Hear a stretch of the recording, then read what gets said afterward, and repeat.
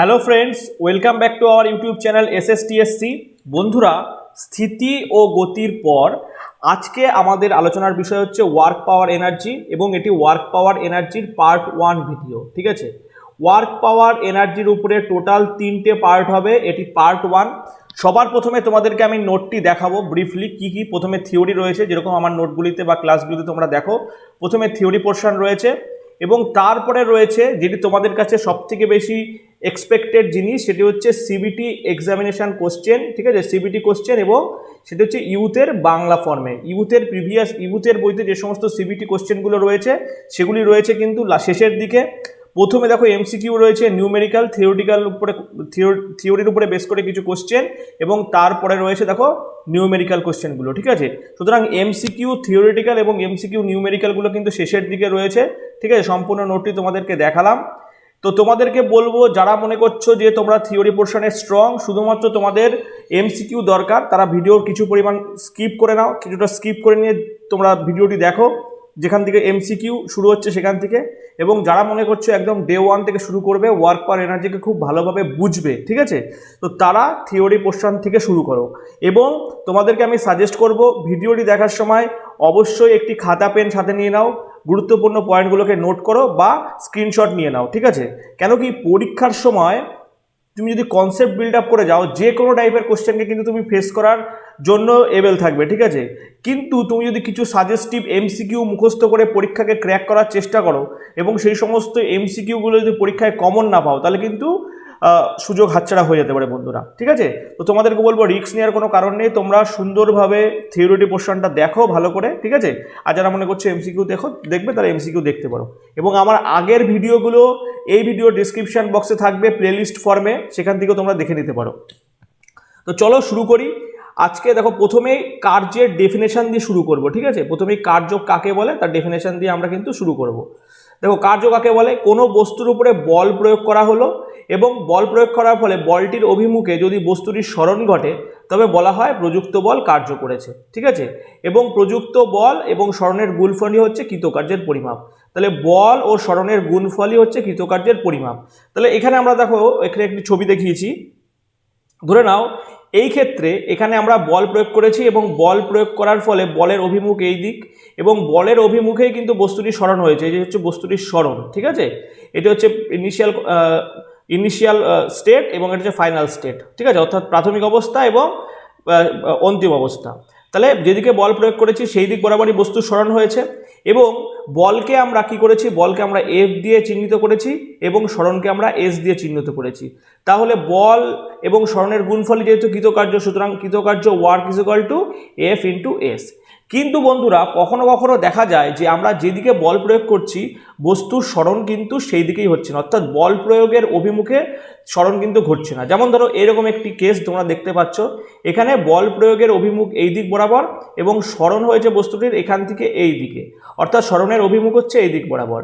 সুতরাং এখানে বলের অভিমুখ এবং সরণের অভিমুখের মধ্যে একটি অ্যাঙ্গেল ফর্মেশন হয়েছে, সেই অ্যাঙ্গেলটিকে আমরা থিটা দিয়ে চিহ্নিত করছি। তাহলে পরে দেখো, এক্ষেত্রে যে বলের একটি উপাংশ যেটি সরণ বরাবর কাজ করছে, তার ভ্যালু কত? তার ভ্যালু হচ্ছে এফ কস থিটা। তাহলে আমরা বলের ভ্যালু পেয়ে গেলাম, বলের ভ্যালু হচ্ছে এফ কস থিটা, এবং সরণ কি পরিমাণ হয়েছে? সরণ হয়েছে এস। তাহলে আমরা বল ইন্টু সরণ করে দিয়েছি, দিয়ে আমরা কিন্তু কৃতকার্য পেয়েছি। ঠিক আছে, তাহলে মনে রাখবে, যখন বলের অভিমুখ এবং সরণের অভিমুখ একই সরলরেখায় থাকবে, তখন বস্তুর দ্বারা কৃতকার্য W is equal to F into S, এবং যখন বলের অভিমুখ এবং সরণের অভিমুখের মধ্যে থিটা অ্যাঙ্গেল তৈরি হবে, তখন কিন্তু কৃতকার্য is equal to F cos theta into S, যেখানে এফকে আমরা বলকে আমরা এফ দিয়ে চিহ্নিত করছি এবং এসকে আমরা সরণ হিসাবে চিহ্নিত করছি। এবার দেখো, একটি গুরুত্বপূর্ণ পয়েন্ট এখানে মনে রাখতে হবে যে বল এবং সরণ এই দুটোই কি ভেক্টর কোয়ান্টিটি? বল এবং সরণ এই উভয়ের ভেক্টর রাশি হলেও এদের ডট গুণফল, ঠিক আছে, এদের ডট গুণফল কার্য কিন্তু একটি স্কেলার রাশি। ঠিক আছে, মনে রাখতে হবে যে কার্য একটি স্কেলার রাশি, কারণ এবং কার্য বল এবং সরণের ভেক্টর, এই দুটো ভেক্টর রাশির ডট গুণফল। ঠিক আছে, কি গুণফল? ডট গুণফল বা স্কেলার গুণফল। ডট গুণফলকে স্কেলার গুণফলও বলা হয়। দেখো বন্ধুরা, এই প্রসঙ্গে তোমাদেরকে আমি একটি ইনফরমেশন শেয়ার করব। মনে রাখবে, যখন একটি স্কেলার এবং একটি ভেক্টরকে আমরা গুণ করব, তার ফলে যে গুণফলটি পাবো সেটি কিন্তু সবসময় ভেক্টর হবে। কেন কি স্কেলারের মান আছে এবং ভেক্টরের মান এবং অভিমুখ দুটোই আছে, সুতরাং গুণফল যেটি পাবো সেই গুণফলটির সেই রাশিটির আমরা মানের সাথে সাথে অভিমুখও পাবো। সেই জন্য একটি স্কেলার এবং একটি ভেক্টরের গুণফল কিন্তু সবসময় ভেক্টর হয়।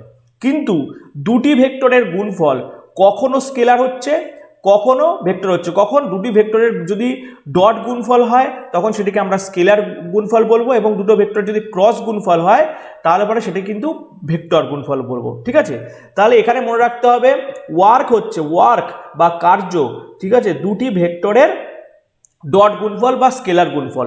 ঠিক আছে, এবং এই জন্য এটি একটি স্কেলার কোয়ান্টিটি বা স্কেলার রাশি। ঠিক আছে, তাহলে ওয়ার্ক হচ্ছে একটি স্কেলার রাশি, ভালো করে মনে রাখবে। এবং এটি হচ্ছে একটি ডট গুণফল। কার ডট গুণফল? এটি হচ্ছে বল এবং সরণ, এই যে বল এবং সরণ এই দুটি ডট গুণফল। ঠিক আছে, নেক্সট চলে আসবো বস্তু সংস্থার উপরে কৃতকার্য। বস্তু সংস্থার উপরে কৃতকার্য ব্যাপারটি কি? আগে ডেফিনেশনটি পড়ি। দেখো, কোনো বস্তুর উপরে বল প্রয়োগ করলে বলটির অভিমুখে যদি বলটির প্রয়োগ বিন্দু সরণ ঘটে তবে বলা হয় প্রযুক্ত বল কার্য করেছে, এবং প্রযুক্ত বল এবং বলের প্রয়োগ বিন্দু সরণের গুণফলই হচ্ছে কৃতকার্যের পরিমাপ। বিষয়টি তোমাদেরকে একটি এক্সাম্পল দিয়ে বোঝানোর চেষ্টা করি। ধরো, বস্তু সংস্থা বলতে বলা হয় যে অনেকগুলো বস্তু নিয়ে যদি যেই সিস্টেমটি তৈরি হয় সেটিকে বস্তু সংস্থা বলা হয়। ধরো, এখানে স্ট্রিং বা দড়ির সাহায্যে অনেকগুলো বস্তু এরকমভাবে পরস্পর কানেক্টেড রয়েছে। ঠিক আছে, এরকমভাবে অনেকগুলো বস্তু কানেক্টেড রয়েছে। এইবার যদি আমরা বল প্রয়োগ করি এই বিন্দুতে, ধরো এই বস্তুটির উপরে আমি বল প্রয়োগ করলাম, তাহলে পরে এই সমস্ত বস্তুটি ডিফ্লেকশন করে তারা এরকম একটি কন্ডিশনে চলে আসলো, এই বরাবর চলে আসলো, তাদের অবস্থার পরিবর্তন ঘটলো, অর্থাৎ সরণ হলো। তাহলে এই কন্ডিশনে ছিল, এই কন্ডিশনে ফাইনালে আসলো, তাহলে বস্তুটির সরণ কত হলো? এস হলো। এখানে যদি সমস্ত বস্তুর সরণকে কিন্তু আমি ক্যালকুলেট করব না, যেই পয়েন্টে আমি বস্তুটিতে বল প্রয়োগ করেছি সেই পয়েন্টটির কতটা সরণ হলো সেই সরণটিকে কিন্তু আমরা ক্যালকুলেট করব, এবং সেটিকে বলের সাথে গুণ করব। গুণ করলে পরে যেটি পাবো সেটি কিন্তু বস্তু সংস্থার উপর কৃতকার্যের ভ্যালু। অর্থাৎ বস্তু সংস্থা বলতে একাধিক বস্তুর সমন্বয়ে তৈরি একটি সিস্টেম, সেটিকে আমরা বস্তু সংস্থা বলছি। এই বস্তু সংস্থার উপরে যেই পয়েন্টে আমি বল প্রয়োগ করব, বল প্রয়োগ করার পরে সেই পয়েন্টটির কি পরিমাণ সরণ হলো সেই সরণের সাথে যেই বলকে আমরা প্রযুক্ত করেছি তার যে গুণফল করব সেটি কিন্তু কৃতকার্যের পরিমাণ। সুতরাং এখানে পয়েন্ট অফ অ্যাপ্লিকেশনের ব্যাপারটি মনে রাখবে, অর্থাৎ যেই পয়েন্টে আমি বল প্রয়োগ করছি সেই পার্টিকুলার পয়েন্টের সরণকে কিন্তু আমি ক্যালকুলেট করব, বা সেই সরণকে নিয়ে কিন্তু আমি ম্যাথমেটিক্যাল প্রবলেম থাকলে সেটাকে সলভ করব। ঠিক আছে, নেক্সট দেখো বন্ধুরা, আমরা চলে আসছি পরের টপিকে। পরের টপিক কি বলা হয়েছে? যে বল সংস্থার দ্বারা কৃতকার্য। বল সংস্থার দ্বারা কৃতকার্য ব্যাপারটি কি? দেখো, বলা হয়েছে কোনো বস্তুর উপরে একাধিক বল প্রযুক্ত হলে ওই বল সংস্থার দ্বারা কৃতকার্য প্রত্যেকটি বলের দ্বারা কৃতকার্যের যোগফলের সমান হয়। ধরে নাও এই একটি বস্তু, এর উপরে আমি বল প্রয়োগ করলাম, তার ফলে এর কিছু পরিমাণ সরণ হলো, তাহলে এখান থেকে একটি ওয়ার্ক পাবো, ধরো সেই ওয়ার্কের পরিমাণ W1। এই বস্তুর উপরে আমি বল প্রয়োগ করলাম, তার ফলে এর কিছু সরণ হলো, তার ফলে এর দ্বারা কৃতকার্যকে আমরা W2 বললাম। এবং ধরে নাও এখানে আরও একটি বস্তু আছে, সেখানে আমি বল প্রয়োগ করলাম, বল প্রয়োগের ফলে এর কিছুটা সরণ হলো, তারপরে তার দ্বারা কৃতকার্যের পরিমাণ W3। তাহলে বল সংস্থার দ্বারা কৃতকার্যকে যদি আমি W দিয়ে চিহ্নিত করি, তাহলে W হয়ে যাবে W1 plus W2 plus W3। অর্থাৎ বল সংস্থার দ্বারা কৃতকার্য ইজ কি? প্রত্যেকটি বলের দ্বারা কৃতকার্যের কিন্তু সামেশন বা যোগফল। এইবারে আমরা চলে আসব কার্যের প্রকারভেদ, অর্থাৎ কার্যকে করকমভাবে ভাগ করা যায়। ঠিক আছে, এই বিষয়টি বলার সঙ্গে তোমাদেরকে আমি সাইনের ব্যাপারটি বলবো। যখন নিউমেরিক্যাল প্রবলেম তোমরা করবে বা ম্যাথমেটিক্যাল প্রবলেম করবে, ঠিক আছে, তখন কখন পজিটিভ কখন নেগেটিভ, অর্থাৎ যদি কোনো বস্তুকে পৃথিবী পৃষ্ঠ থেকে উপরের দিকে ছোড়া হয় কখন সেটাকে আমি পজিটিভ নেবো না নেগেটিভ ব্যাপার বলবো, সেই কনসেপ্টটি কিন্তু তোমরা পুরো এখানে পাবে, সুন্দরভাবে দেখবে ব্যাপারটি। দেখো, কার্যের দুরকম হয়, একটা হচ্ছে বলের দ্বারা কার্য এবং বলের বিরুদ্ধে কার্য। ঠিক আছে, দুরকম কার্য হয়, একটা হচ্ছে বলের দ্বারা কার্য এবং অপর কার্যটিকে বলা হয় বলের বিরুদ্ধে কার্য। এইবার বলের দ্বারা কার্য ব্যাপারটি কি? দেখো, বলের দ্বারা কার্য ব্যাপারটি কি তোমাদেরকে বলি, যে কোনো বস্তুর উপরে বল প্রয়োগ করলে যদি বলের প্রয়োগ বিন্দু সরণ বল ক্রিয়ার অভিমুখে ঘটে তবে বলা হয় প্রযুক্ত বলের দ্বারা কার্য হয়েছে। ধরে নাও এইখানে এই আমরা একটি বল প্রয়োগ করছি, ঠিক আছে, এবং বলটির প্রয়োগ বিন্দু বল প্রয়োগের অভিমুখ হচ্ছে এই দিক বরাবর, এবং বস্তুটির যে সরণ হয়েছে, ঠিক আছে, সেই সরণটিও এই দিক বরাবর হয়েছে, অর্থাৎ এখান থেকে এইটুকু ধরে নিলাম বস্তুটির সরণ, এবং বস্তুটির সরণও ঠিক এই অভিমুখে হয়েছে। তাহলে পরে আমরা কি বলবো, বস্তুর এক্ষেত্রে কি হয়েছে যে বল যেদিকে ক্রিয়া করেছে বস্তুর সরণও সেই দিকে ঘটেছে, সুতরাং একে আমরা বলের দ্বারা কার্য বলবো। ঠিক একই রকমভাবে একটা এক্সাম্পল, আরো একটা এক্সাম্পল দিচ্ছি। ধরে নাও এখানে মাধ্যাকর্ষণ শক্তির প্রভাবে কোনো ভূপৃষ্ঠে কোনো বস্তু উপর থেকে পড়ছে, ঠিক আছে, তাহলে এক্ষেত্রে দেখো আমরা অভিকর্ষ বল কোন দিকে, বস্তুটিকে কোন দিকে টানছে, এই দিক বরাবর টানছে, এবং বস্তুটির যে সরণ হচ্ছে, অর্থাৎ বস্তুটি এখান থেকে নিচের দিকে পড়ছে, বস্তুটির সরণও ঠিক একই ডিরেকশনে ঘটছে, তাহলে একে আমরা কিন্তু বলের দ্বারা কার্য বলবো, ঠিক আছে। বলের দ্বারা কার্য ব্যাপারটি বুঝলে, এবার একটু উদাহরণ দিয়ে দেখো, তোমাদেরকে ব্যাপারটি বোঝানো হয়েছে যে কোনো বস্তুকে উপর থেকে যদি ফেলে দেওয়া হয় তাহলে বস্তুটি অভিকর্ষ বলের টানে পৃথিবী পৃষ্ঠে এসে পড়ে, এই কার্যকে ধনাত্মক কার্য বলা হয়। অর্থাৎ এক্ষেত্রে দেখো, যখন বল কোনো বস্তুর উপরে বল প্রয়োগ করলে বলের অভিমুখ এবং বস্তুর সরণের অভিমুখ যদি একই দিকে হয় তাহলে পরে সেটিকে কিন্তু আমি কি কার্য বলছি, ধনাত্মক কার্য বলছি। এবং এক্সাম্পল কি বললাম, ধরো ভূপৃষ্ঠে যদি কোনো বস্তু উপর থেকে নিচের দিকে পড়ে অভিকর্ষজ ত্বরণের প্রভাবে, ঠিক আছে, অভিকর্ষজ বলের প্রভাবে, তাহলে পরে কিন্তু সেটিকে আমরা ধনাত্মক কার্য বলবো, ঠিক আছে। এই কনসেপ্টটিকে ভালোভাবে নেবে, ঠিক আছে। ধরে নাও যে উপর থেকে নদীর ঝর্ণার জল পাহাড়ের উপর থেকে নিচের দিকে পড়ছে, তাহলে এই কার্যটি কী ধরনের কার্য হবে, এই কার্যটি কিন্তু ধনাত্মক কার্য হবে, ঠিক আছে। এই কনসেপ্টটিকে ভালো করে নেবে। অনেক থিওরিটিক্যাল বই বা অনেক বেস বইতে কিন্তু এই কার্যকে ঋণাত্মক কার্য হিসাবে চিহ্নিত করেছে, কিন্তু তোমাদেরকে বলবো বন্ধুরা, এটা ধনাত্মক কার্য।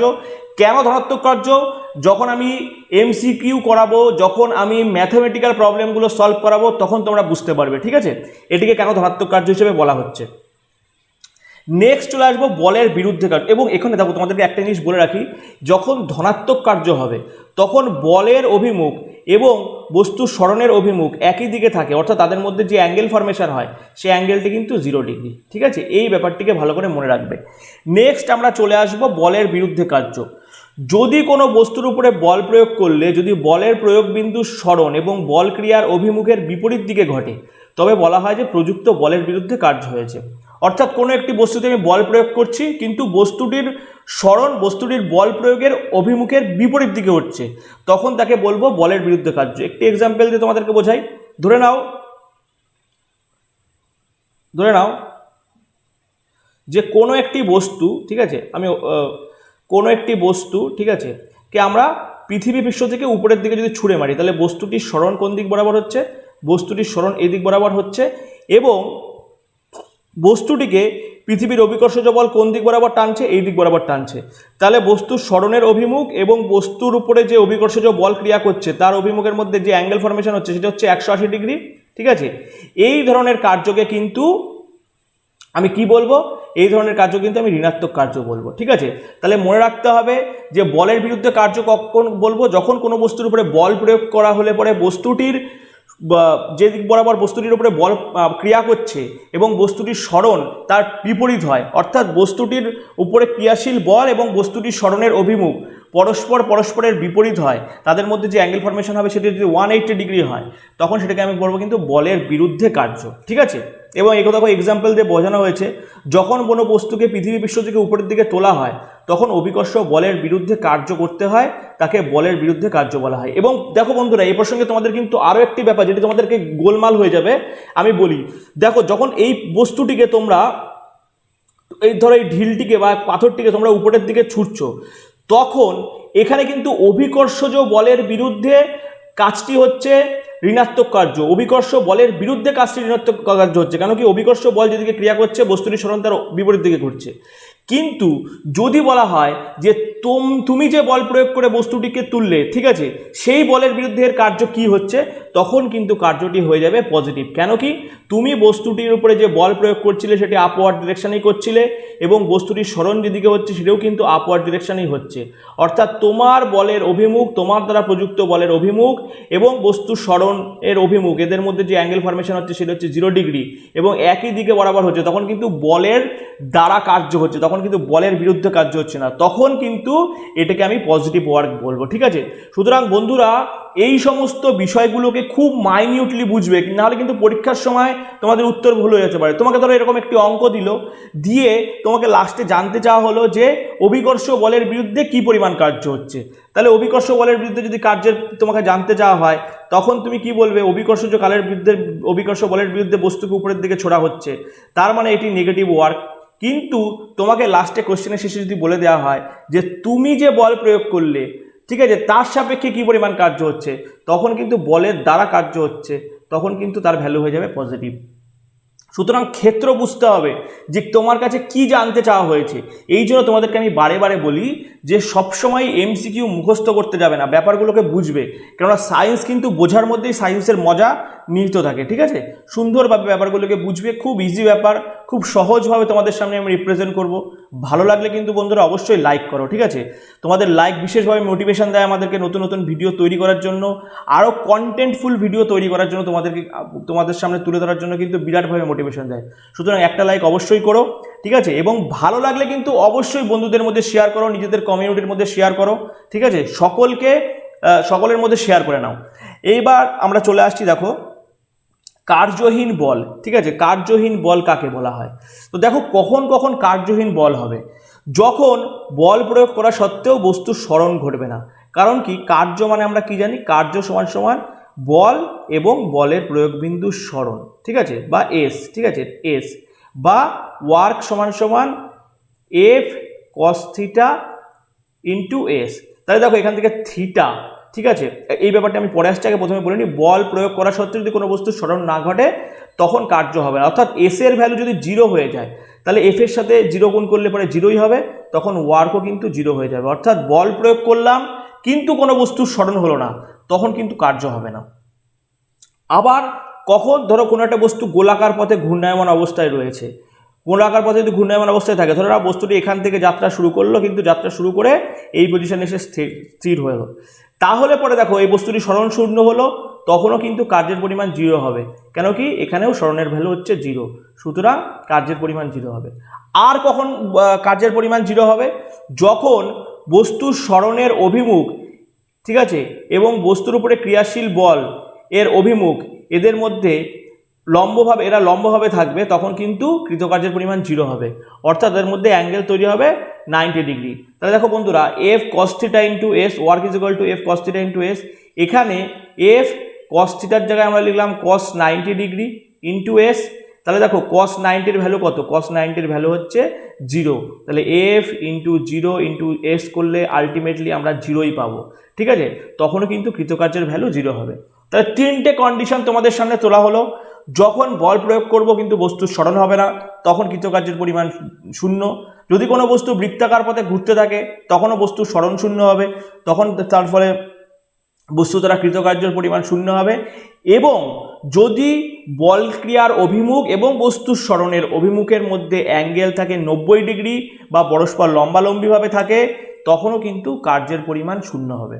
ঠিক আছে, এই 3টে ক্ষেত্রকে খুব ভালোভাবে তোমরা মনে রাখবে, কেননা এর উপরে বেস করে প্রচুর এমসিকিউ আসে, এই কনসেপ্টের উপরে প্রচুর এমসিকিউ প্রিভিয়াস ইয়ারের উপরেও কিন্তু আসতে দেখা গেছে। ঠিক আছে, তো তোমাদেরকে বলবো বন্ধুরা, দেখো আমাদের এই যে ভিডিওটি পুরোপুরি কিন্তু সিবিটি কোশ্চেনগুলোকে ভালোভাবে অ্যানালিসিস করে নোটটি তৈরি করা হয়েছে।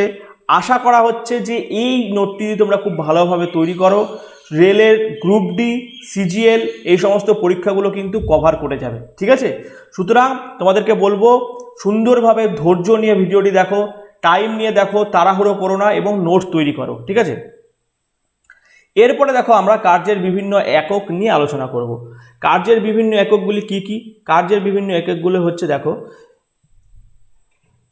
কার্যের পরম একক, কার্যের অভিকর্ষীয় একক এবং কার্যের ব্যবহারিক একক, 3 রকম একক। ঠিক আছে, তো প্রথমে আমরা চলে আসব কার্যের পরম একক। এবার দেখো এই এককগুলো সিজিএস পদ্ধতিতে কার্যের একক রয়েছে এবং এমকেএস বা এসআই পদ্ধতিতেও এই এককগুলোর ক্লাসিফিকেশন রয়েছে। তো সিজিএস পদ্ধতিতে কার্যের পরম একক কি? সিজিএস পদ্ধতিতে কার্যের পরম একক হচ্ছে আর্ক। এবং এই আর্ক কি? এক আর্ক সমান সমান 1 ডাইন ইন্টু 1 সেন্টিমিটার। অর্থাৎ কোনো বস্তুর উপরে 1 ডাইন বল প্রয়োগ করা হলে যদি বস্তুটির সরণ 1 সেন্টিমিটার হয় তখন বলা হবে যে 1 আর্ক এই পরিমাণ ওয়ার্ক বা কার্য হয়েছে। এবং এমকেএস বা এসআই পদ্ধতিতে কার্যের পরম একক কি? এসআই বা এমকেএস পদ্ধতিতে কার্যের পরম একক হচ্ছে জুল।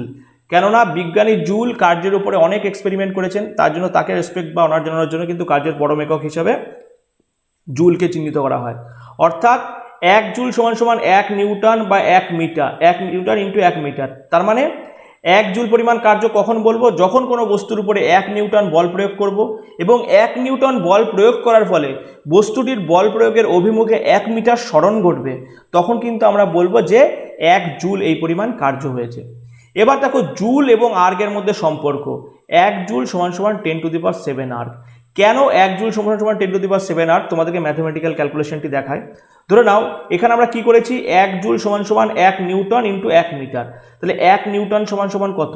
10⁵ ডাইন, ঠিক আছে, ইন্টু 1 মিটার সমান সমান কত? 10⁻² সেন্টিমিটার। অর্থাৎ আমরা এমকেএসকে সিজিএসে কনভার্ট করে নিলাম। এবার যখন আমরা গুণ করবো তাহলে এই দুটো কি হবে? পাওয়ার দুটো যোগ হবে, অর্থাৎ 10⁷ হয়ে যাবে ডাইন ইন্টু সেন্টিমিটার, ঠিক আছে। তাহলে ডাইন সেন্টিমিটার মানে কি? ডাইন সেন্টিমিটার মানে হচ্ছে কিন্তু আর্গ। সুতরাং 1 জুল, অর্থাৎ এখানে 1 জুল লিখে নিলাম, 1 জুল সমান সমান কিন্তু 10⁷ আর্গ হয়ে গেল। এই কোশ্চেনটি কিন্তু বিভিন্ন বোর্ড এক্সামিনেশনে সাথে সাথে কম্পিটিটিভ এক্সামেও কিন্তু এই কোশ্চেনটি বারবার আসতে দেখতে পাওয়া যায়। চলে আসবো কার্যের অভিকর্ষীয় একক নিয়ে। সিজিএস পদ্ধতিতে কার্যের অভিকর্ষীয় একক হচ্ছে গ্রাম সেন্টিমিটার, ঠিক আছে। এবং 1 গ্রাম সেন্টিমিটার কি? 1 গ্রাম ভর সম্পন্ন কোনো বস্তুকে অভিকর্ষ বলের বিরুদ্ধে উল্লম্বভাবে, উল্লম্বভাবে মানে হচ্ছে ভার্টিক্যালি, ঠিক আছে, অর্থাৎ এই রকম ভাবে উল্লম্বভাবে 1 সেন্টিমিটার উপরে তুলতে যে কাজ করা হয় তাকে বলা হয় 1 গ্রাম সেন্টিমিটার। এবং 1 গ্রাম সেন্টিমিটার মানে কি? 1 গ্রাম ভার ইন্টু 1 সেন্টিমিটার। 1 গ্রাম ভার is equal two 981 dine into 1 centimetre, তার মানে হচ্ছে 981 আর্ক, ঠিক আছে। তাহলে পরে 1 গ্রাম ভার তোমার সিজিএস পদ্ধতিতে যে কার্যের আমরা একক পেলাম, সেই এককটির 1 গ্রাম সেন্টিমিটার সমান সমান কত হলো? 981 আর্ক, ঠিক আছে। অর্থাৎ 1 গ্রাম সেন্টিমিটার সমান সমান 981 আর্ক। এবং এমকেএস পদ্ধতিতে কার্যের অভিকর্ষীয় একক কি? কিলোগ্রাম মিটার, ঠিক আছে। কিলোগ্রাম মিটার হচ্ছে কার্যের অভিকর্ষীয় একক এমকেএস বা এসআই ইউনিটে। এবং মনে রাখতে হবে 1 কিলোগ্রাম মিটার ব্যাপারটি কি? 1 কিলোগ্রাম ভরসম্পন্ন কোনো বস্তুকে যদি অভিকর্ষ বলের বিরুদ্ধে উল্লম্বভাবে 1 মিটার উপরে তোলা হয় তাহলে যে পরিমাণ কার্য হয় তাকে 1 কিলোগ্রাম মিটার বলা হয়। এবং 1 কিলোগ্রাম মিটারকে যদি আমরা ম্যাথমেটিক্যালি প্রকাশ করি ইজ ইকুয়াল টু 1 কিলোগ্রাম ভার ইন্টু 1 মিটার। 1 কিলোগ্রাম ভার সমান সমান 9.81 নিউটন ইন্টু 1 মিটার, অর্থাৎ 9.81 জুল। অর্থাৎ 1 কিলোগ্রাম মিটার সমান সমান কিন্তু 9.81 জুল। এইবারে চলে আসবো কার্যের ব্যবহারিক একক। কার্যের ব্যবহারিক একক কি? কিলোজুল বা মেগাজুল। অর্থাৎ কিলোজুল বা মেগাজুল হচ্ছে কার্যের কিন্তু ব্যবহারিক একক, ঠিক আছে। এই ব্যবহারিক এককগুলোকে মনে রাখতে হবে। নেক্সট চলে আসবো কার্যের মাত্রা। কার্যের মাত্রা কি? কার্যের মাত্রা সমান সমান কি? কার্য মানে কি? বল ইন্টু বলের প্রয়োগ বিন্দুর সরণ। তার মানে বলের মাত্রা এবং সরণের মাত্রা এই করে যদি আমি মাল্টিপ্লিকেশন করি তাহলে কিন্তু আমরা কার্যের মাত্রা পাবো। তাহলে বলের মাত্রা কি? m/l(t)(2) এবং সরণের মাত্রা হচ্ছে l। এখান থেকে আমরা যদি গুণফল করি তাহলে দেখো m/l²(t)(2) কিন্তু আমি পাবো। অর্থাৎ এটি হচ্ছে কার্যের মাত্রা, ঠিক আছে, ওয়ার্কের ডাইমেনশন। এবার এই মাত্রাগুলো কিভাবে পেলাম, ঠিক আছে, যারা আগের ভিডিও দেখোনি দেখে নাও।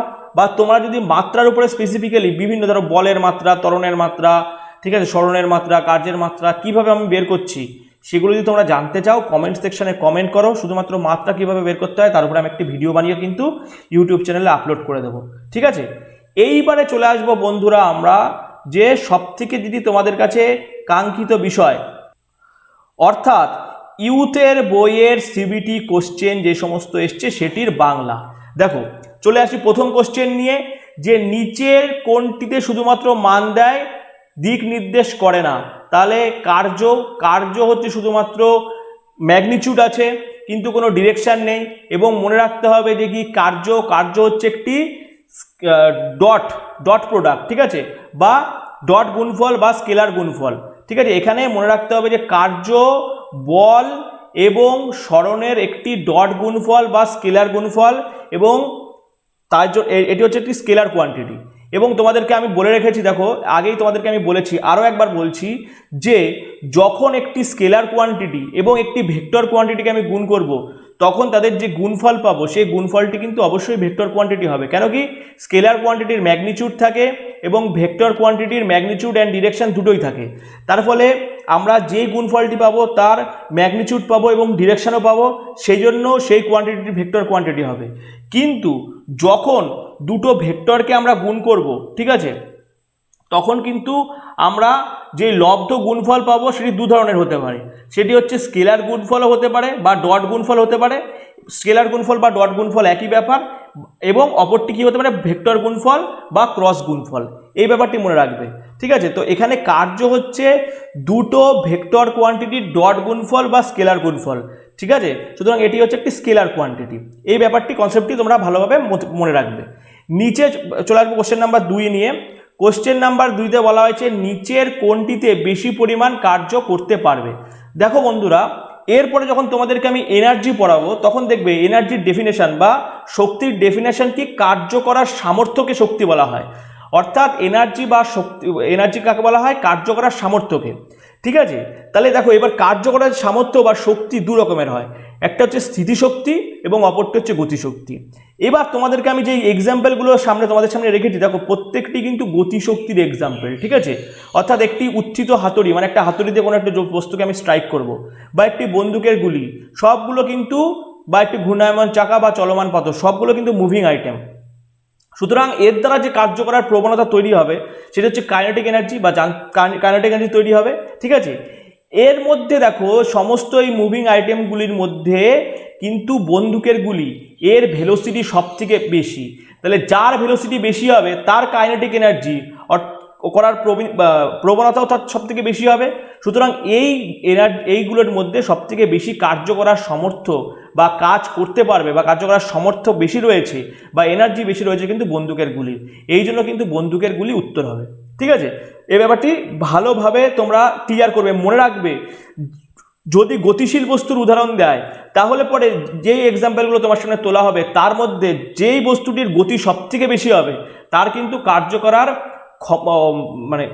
করার ক্ষমতা, ঠিক আছে, কিন্তু বেশি হবে বা সামর্থ্য বেশি হবে। তাহলে এখানে যে এক্সাম্পলগুলো রয়েছে তার মধ্যে বন্দুকের গুলির কার্য করার সামর্থ্য সব থেকে বেশি, এর জন্য নিচের এক্সাম্পলগুলির মধ্যে কিন্তু বন্দুকের গুলি সব থেকে বেশি কার্য করার সামর্থ্য লাভ করবে বা এবিলিটি থাকবে।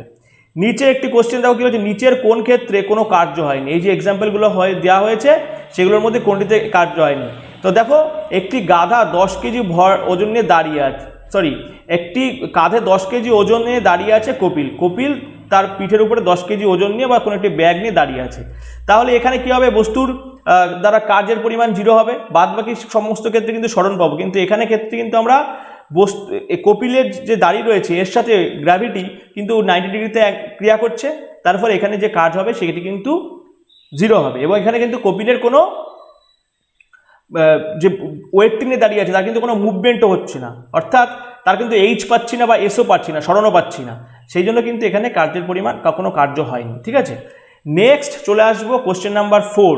কোশ্চেন নাম্বার 4-এ বলা হয়েছে একটি শক্তির দ্বারা সম্পন্ন কার্য কখন পজিটিভ হবে, ঠিক আছে, বা বলের দ্বারা সম্পন্ন কার্য কখন পজিটিভ হবে। তাহলে বলের দ্বারা সম্পন্ন কার্য তখনই পজিটিভ হবে যখন কার্যটি বলের দ্বারা হবে।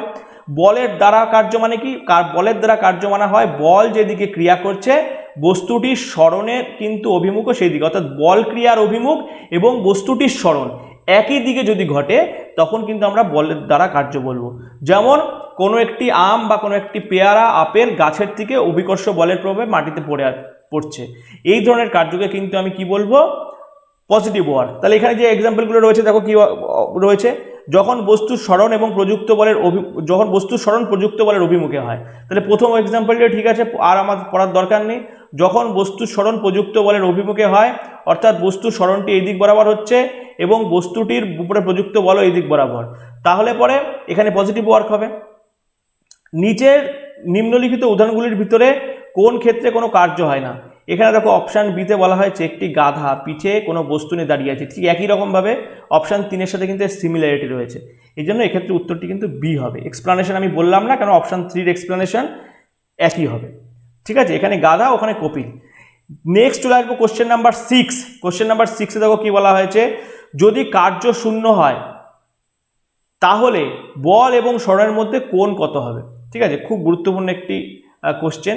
বলা হয়েছে যদি কার্য শূন্য হয় তাহলে বল এবং সরণের মধ্যে কোণ কত হবে। অর্থাৎ দেখো, কার্য মানে আমরা কি জানি, কার্য মানে হচ্ছে এফ কস থিটা ইন্টু সরণ। ঠিক আছে, এখানে কার্য শূন্য যদি হয় তার মানে ওয়ার্কের ভ্যালু 0, তাহলে লেফট হ্যান্ড সাইড যদি 0 হয় তাহলে রাইট হ্যান্ড সাইডকে আমাকে 0 করতে হবে। এবার দেখো ফোর্স, বল 0 না, কারণ বস্তুর উপরে আমি কিছু পরিমাণ বল প্রয়োগ করেছি। এবার ধরে নেওয়া হলো বস্তুটির সরণও কিছু পরিমাণ হয়েছে। ঠিক আছে, কিন্তু যদি এখানে কস থিটার ভ্যালু 90 ডিগ্রি হয়, অর্থাৎ বলের অভিমুখের সাথে সরণের অভিমুখ যদি 90 ডিগ্রি অ্যাঙ্গেল তৈরি করে, তাহলে এখানে কস 90-র ভ্যালু কত, কস 90-র ভ্যালু হচ্ছে 0। তাহলে দেখো 0-র সাথে এফকে বা এসকে যদি আমি গুণ করি তাহলে আলটিমেটলি আমি 0ই পাবো। তাহলে এক্ষেত্রে মনে রাখতে হবে, যখন কার্য শূন্য হয় তখন বল এবং সরণের মধ্যে কোণ হয় কিন্তু 90 ডিগ্রি। ঠিক আছে, অর্থাৎ 90 ডিগ্রিতে যখন বল এবং সরণের মধ্যে অ্যাঙ্গেল তৈরি হয় তখন কিন্তু কৃতকার্য বা ওয়ার্কের ভ্যালু হয়ে যায় 0। ঠিক আছে, এই কনসেপ্টটি খুব গুরুত্বপূর্ণ একটি কনসেপ্ট। এই কনসেপ্টের উপরে কিন্তু অনেক এমসিকিউ সিবিটি এক্সামিনেশনগুলোতে এসেছে। ঠিক আছে, এই কনসেপ্টটি সুন্দরভাবে খেয়াল রাখবে। নেক্সট চলে আসবো কোশ্চেন নাম্বার 7। কোনো বস্তুকে বৃত্তাকার পথে ঘোরানো হলে তাতে কী প্রকার কার্য হবে। দেখো, কোনো বস্তুকে যখন আমরা বৃত্তাকার পথে ঘোরাই, এই ব্যাপারটি তোমাদেরকে দেখো থিওরি যখন, এই জন্য তোমাদেরকে আমি বলি বারবার থিওরি পড়বে। থিওরি পড়লে এমসিকিউ না কোনো ব্যাপারই না। দেখো, কোনো একটা বস্তু ধরো এখান থেকে যাত্রা শুরু করলো আবার এখানেই ফিরে আসলো, তাহলে বস্তুর যে সরণ হলো সেই সরণের ভ্যালু হচ্ছে 0 হয়ে গেল। তাহলে কার্য সমান সমান যদি এফ ইন্টু এস হয়, যেখানে এস এর ভ্যালু যদি 0 হয় তাহলে ওয়ার্কের ভ্যালু 0ই হবে। ঠিক আছে, তাহলে যখন কোনো বস্তু বৃত্তাকার পথে ঘুরবে তখন বস্তুর দ্বারা কৃতকার্য কিন্তু শূন্য হবে। কেন শূন্য হবে? কারণ বস্তুটির সরণ হচ্ছে শূন্য হবে। যদি ঋণাত্মক কার্য হয় তবে বল এবং সরণের মধ্যে কত ডিগ্রি কোণ হবে। ঠিক আছে, যদি ঋণাত্মক কার্য হয়, ঋণাত্মক কার্য কাকে বলবো? ঋণাত্মক কার্য তাকেই বলবো যখন আমরা বলের অভিমুখ, বলের অভিমুখে বস্তুর সরণ না হয়ে বলের অভিমুখের বিপরীত দিকে বস্তুর সরণ ঘটবে, তখন কিন্তু আমরা ঋণাত্মক কার্য বলবো। অর্থাৎ যদি পৃথিবী কোনো বস্তুকে উপরের দিকে তোলা হয় পৃথিবী পৃষ্ঠ থেকে, ঠিক আছে, তাহলে দেখো এক্ষেত্রে বস্তুটির সরণ হচ্ছে এই ডিরেকশানে, কিন্তু বস্তুর উপরে ক্রিয়াশীল অভিকর্ষজ বল হচ্ছে এই ডিরেকশান, এবং তাদের মধ্যে যে অ্যাঙ্গেল ফরমেশন হচ্ছে সেটা হচ্ছে 180 ডিগ্রি। ঠিক আছে, অর্থাৎ বলের বিরুদ্ধে একটি কার্যের এক্সাম্পল। অর্থাৎ বলের বিরুদ্ধে কার্য কি? যখন কোনো বস্তুর উপরে বল প্রয়োগ করা হলে বস্তুটির সরণ এর অভিমুখ বলের অভিমুখে না হয়ে তার বিপরীত দিকে হয়, তখন কিন্তু সেটিকে আমরা বলবো ঋণাত্মক কার্য বা বলের বিরুদ্ধে কার্য। অর্থাৎ এক্ষেত্রে অ্যাঙ্গেল হবে কিন্তু 180 ডিগ্রি। ঠিক আছে, এবং এ প্রসঙ্গেই তোমাদেরকে আমি বলেছিলাম যখন ম্যাথমেটিক্যাল প্রবলেম হয়, দেখো এর পিছনে একটি ম্যাথমেটিক্যাল প্রবলেম আমি তোমাদেরকে দেখাবো।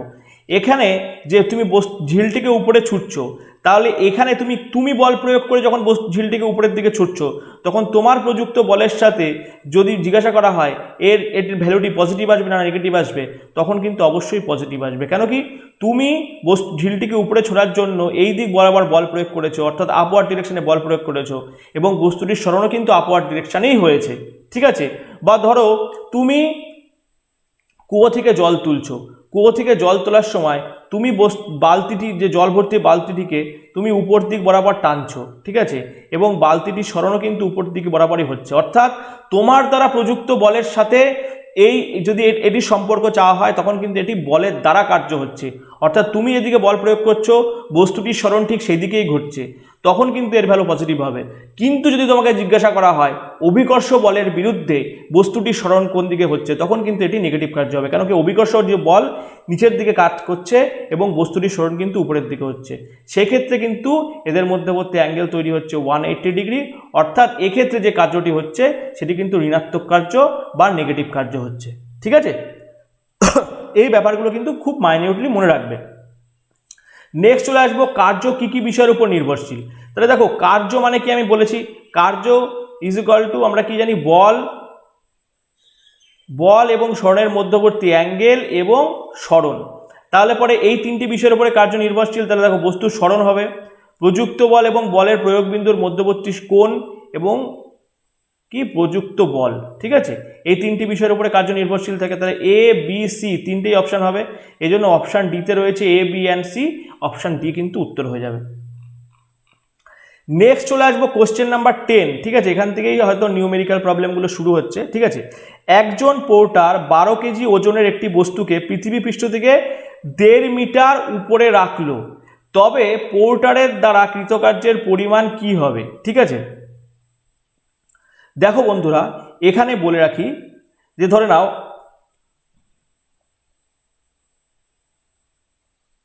তোমাদেরকে একটি ছবি এঁকে দেখায় ব্যাপারটি। ধরে নাও একটি বস্তু রয়েছে, ঠিক আছে। এটি হচ্ছে গ্রাউন্ড সারফেসে বস্তুটি রয়েছে। এই গ্রাউন্ড সারফেস থেকে 1.5 মিটার উপরে এরকম একটি জায়গায়, ঠিক আছে, একটা বস্তুকে তোলা হলো। এই বস্তুটির ভর কত? এই বস্তুটির ভর হচ্ছে 12 কেজি। এবং এই যে উপরে তোলা হলো, এই হাইট কত? এই হাইট কিন্তু বলে দেওয়া হয়েছে কত? 1.5 মিটার, 1.5 মিটার। এবং বস্তুটির উপরে যে অভিকর্ষজ বল ক্রিয়া করছে, সেই অভিকর্ষজ বলের পরিমাণ কত বলে দিয়েছে? 10 মিটার পার সেকেন্ড স্কোয়ার, ঠিক আছে, মিটার সেকেন্ড ইনভার্স 2। তাহলে পোর্টারের দ্বারা কৃতকার্যের পরিমাণ নির্ণয় করতে বলা হয়েছে। এখানে পোর্টারের দ্বারা, ভালো করে খেয়াল রাখবে, পোর্টারের দ্বারা কৃতকার্য পরিমাণ কিন্তু নির্ণয় করা হয়েছে। অভিকর্ষ বলের বিরুদ্ধে কিন্তু কৃতকার্য বলা হয়নি। অঙ্কগুলো খুব ভালোভাবে পড়বে। তাহলে এখানে পোর্টারের দ্বারা কৃতকার্য ইজ ইকুয়াল টু কি? স্থিতিশক্তি। এখানে দেখো সবকিছু স্থিতিশক্তি রয়েছে, ঠিক আছে। অর্থাৎ পোর্টারের দ্বারা কার্য করার যে সামর্থ্য, ঠিক আছে, সেটি হচ্ছে পোর্টারের দ্বারা কৃতকার্য।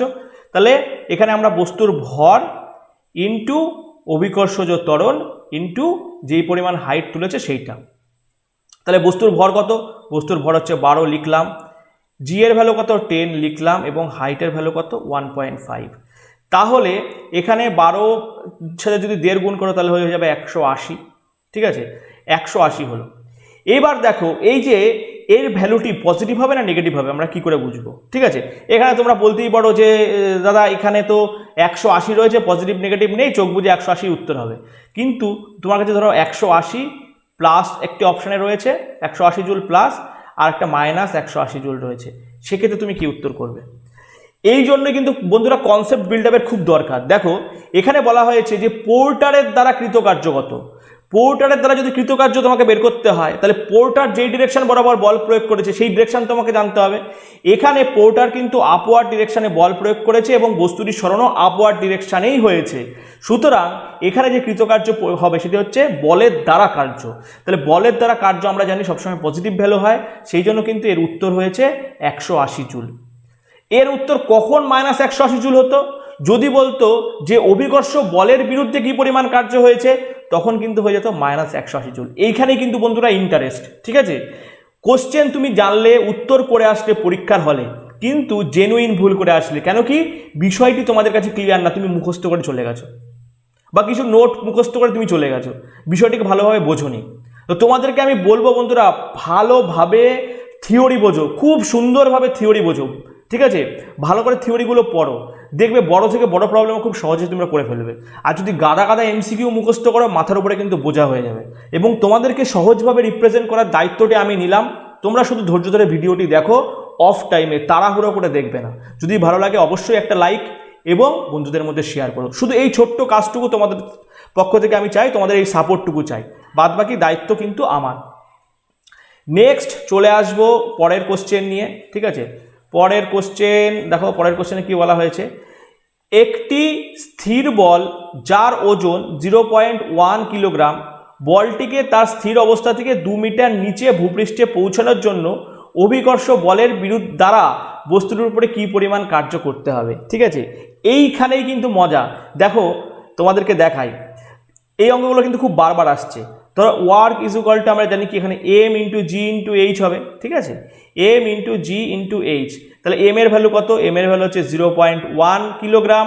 জি এর ভ্যালু ওখানে বলে দেওয়া নেই, আমাকে অ্যাজিউম করে নিতে হবে, ধরে নিতে হবে। তাহলে এখানে দেখো এমকেএস পদ্ধতি, তাহলে এমকেএস পদ্ধতিতে জি এর ভ্যালু হচ্ছে 9. আমি সাপোজ ধরে নিলাম 8, ঠিক আছে, 9.8 ধরে নিলাম। 9.8 ওখানে যা আমি রাউন্ড ফিগার 9.8 ধরলাম। এবং হাইট কত? 2 মিটার। 2 দিয়ে মাল্টিপ্লিকেশন করলাম, তাহলে এই তিনটিকে গুণ করলে যেটি হয় সেটা হচ্ছে 1.96। এইবার তোমরা বলো যে প্লাস উত্তর হবে না মাইনাস উত্তর হবে। ঠিক আছে, তাহলে এখানে দেখো কি বলা হয়েছে যে 2 মিটার নিচে ভূপৃষ্ঠে পৌঁছানোর জন্য অভিকর্ষ বলের দ্বারা, কিসের দ্বারা? বলের দ্বারা, বলের দ্বারা কার্য হয়েছে। তাহলে বলের দ্বারা কার্য হলে বন্ধুরা পজিটিভ হয় না নেগেটিভ হয়? বলের দ্বারা কার্য হলে অলওয়েজ পজিটিভ, বলের বিরুদ্ধে কার্য হলে পরে কিন্তু নেগেটিভ। তাহলে বলের দ্বারা কার্য হয়েছে, এই জন্য উত্তরটি হয়ে যাবে কিন্তু 1.96 জুল। এই জন্যই থিওরি বোঝার দরকার। আর যদি তুমি মুখস্থ করো তাহলে কিন্তু পরীক্ষার সময় মনে না থাকলে পরে বিরাট বড় ব্লান্ডার হয়ে যাবে, এবং পরীক্ষা হলে মনে রাখবে 1 নাম্বারও কিন্তু সিলেকশন থেকে তোমাকে বাইরে বের করে দিতে পারে, এবং 1 নাম্বার কিন্তু তোমাকে সিলেকশনে নিয়ে আসতে পারে। সুতরাং প্রত্যেকটি জিনিস খুব মাইনিউটলি, খুব সুন্দরভাবে, কেয়ারফুলি বুঝবে। ঠিক আছে, নেক্সট চলে আসবো পরের কোশ্চেনে। ঠিক আছে, পরের কোশ্চেন দেখো কি বলা হয়েছে যে 20 নিউটনের একটি বল একটি বস্তুকে 2 মিটার স্থানচ্যুত করে। 2 মিটার স্থানচ্যুত করে কথাটার মানে কি? 2 মিটার স্থানচ্যুত করে কথাটার মানে হচ্ছে যে সরণের পরিমাণ 2 মিটার। ঠিক আছে, আচ্ছা, তাহলে পরে এখানে বল এবং সরণের মধ্যে কোণ কত তোমাকে বের করতে হবে। ঠিক আছে, তাহলে এখানে দেখো কিছুই না, ওয়ার্কের ভ্যালু তোমাকে বলে দেওয়া হয়েছে 20 জুল। তাহলে work W=F cos θ into S। তাহলে এখানে ওয়ার্কের ভ্যালু বলে দেওয়া হয়েছে তোমাকে 20, লিখলাম 20। এফ এর ভ্যালু বলে দেওয়া হয়েছে 20 নিউটন, লিখলাম 20 নিউটন। cos θ কে cos θ মতো ছেড়ে দিলাম। এবার সরণের ভ্যালু কত বলেছে? সরণের ভ্যালু বলে দিয়েছে 2 মিটার, 2 লিখলাম। তাহলে 20 যদি ক্যান্সেল হয়ে যায় তাহলে cos θ কত হলো? cos θ কিন্তু হয়ে গেল হাফ। cos কত এর মান হাফ? cos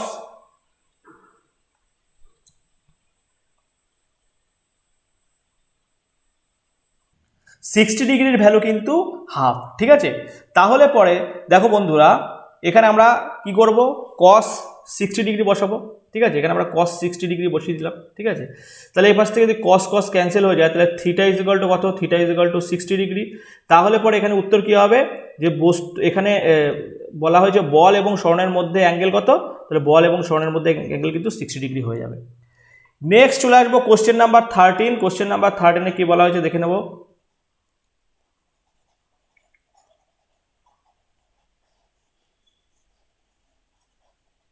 আচ্ছা দেখো, কোশ্চেন নাম্বার 13 বলা হয়েছে একটি বস্তুর উপরে 1 নিউটন বল প্রয়োগ করা হলে বস্তুটির বল প্রয়োগের অভিমুখে 1 মিটার সরণ ঘটে।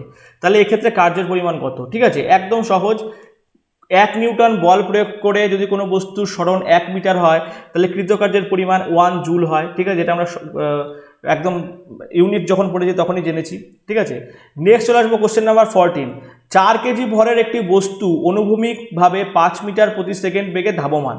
5 মিটার প্রতি সেকেন্ড থেকে 10 মিটার প্রতি সেকেন্ড বেগ বৃদ্ধি করতে বস্তুটির উপরে কি পরিমাণ কার্য করতে হবে? ঠিক আছে, অর্থাৎ বস্তুর কার্য করার সামর্থ্য আমাকে বের করতে হবে যে 5 মিটার থেকে বেগ 10 মিটার প্রতি সেকেন্ড করার জন্য। তাহলে পরে এখানে এটি আমরা কাইনেটিক এনার্জির ফর্মুলাকে ইউজ করবো, কেননা কাইনেটিক এনার্জি অর্থাৎ এখানে কাইনেটিক এনার্জি করার সামর্থ্যকে আমাকে বের করতে হবে। তাহলে দেখো এখানে বস্তুটির ভর কিন্তু স্থির। ঠিক আছে, এবং প্রাথমিক বেগ ছিল v1 এবং অন্তিম বেগ যদি v2 হয় তাহলে v2 তার square minus half m v1 তার স্কোয়ার। এবার এখান থেকে যদি আমি হাফ m কমন নিই তাহলে পরে কি পেয়ে যাব? v2 তার স্কোয়ার মাইনাস v1 তার স্কোয়ার।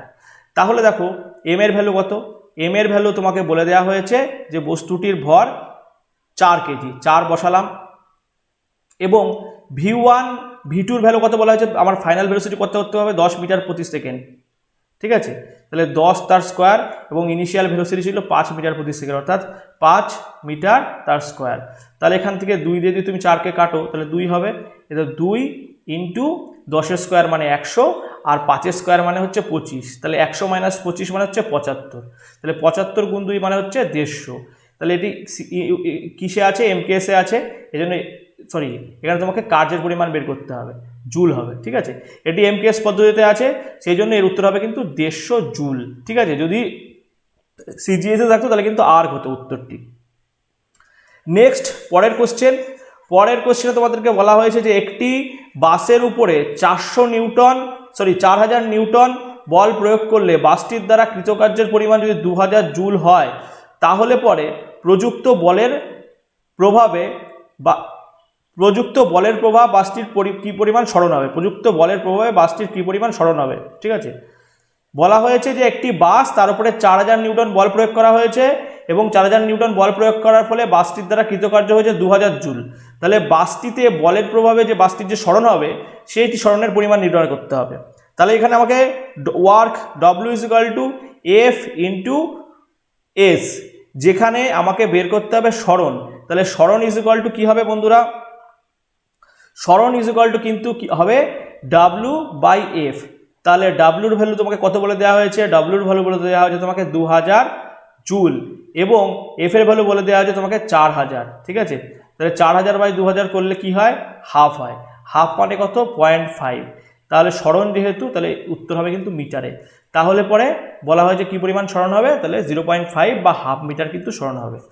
তো ভিডিওটি কেমন লাগলো কমেন্ট সেকশানে অবশ্যই কমেন্ট করো, ভালো লাগলে অবশ্যই লাইক এবং বন্ধুদের মধ্যে কিন্তু অবশ্যই শেয়ার করো এবং টেলিগ্রাম চ্যানেলে জয়েন হওয়ার লিঙ্ক কিন্তু ভিডিওর ডিসক্রিপশন বক্সে থাকবে, সেখানে জয়েন হয়ে যাও।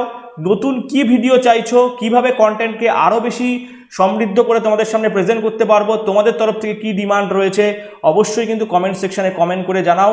ঠিক আছে, তোমাদের সুন্দরভাবে প্রিপারেশান নাও। ঠিক আছে, সাথে SSTSC ইউটিউব চ্যানেলকে সাপোর্ট করতে থাকো যেভাবে তোমরা সাপোর্ট করছো। পরের ভিডিও নিয়ে খুব শীঘ্রই তোমাদের সাথে দেখা হবে, ততক্ষণ সকলে ভালো থেকো। Thanks for watching SSTSC।